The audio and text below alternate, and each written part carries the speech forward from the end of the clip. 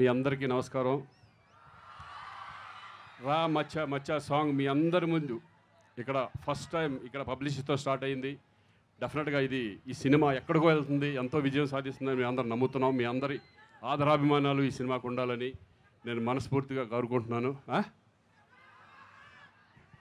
Thank you.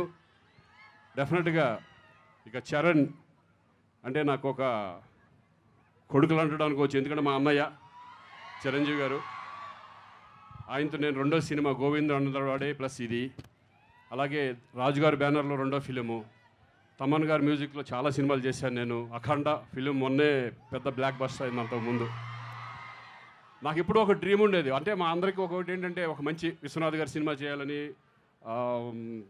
బాపు గారి cinema చేయాలని, అలాగే శంకర్ గారి సినిమా చేయాలని కూడా మాకు అందరికీ ఒక కళ ఉండేది. ఈ సినిమాతో ఒక మంచి క్యారెక్టర్ నాకు ఇచ్చి, అంటే మీరు ఎవరు ఎక్స్పెక్ట్ చేయరు ఈ సినిమాలో శ్రీకాంత్ ఇటువంటి క్యారెక్టర్ చేస్తాడని, నేను కూడా ఒక ఛాలెంజ్గా తీసుకుని ఈ క్యారెక్టర్ నాకు రావడం నాకు చాలా సంతోషంగా ఉంది. థ్యాంక్ యూ అండి, అందరికీ థ్యాంక్ యూ వెరీ మచ్. అలాగే నా కోలీగ్స్ వీళ్ళంతా ఎక్స్ట్రాడినరీ ఆర్టిస్ట్, డైరెక్టరే కాదు ఎక్స్ట్రాడినరీ ఆర్టిస్ట్.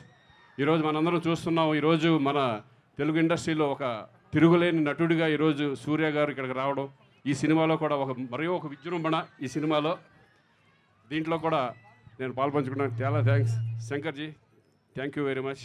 నాకు మంచి క్యారెక్టర్ ఇచ్చారు. ఈ సినిమా డెఫినెట్గా ఒక పెద్ద విజయం సాధిస్తుందని నేను అనుకుంటున్నాను. Thank you very much.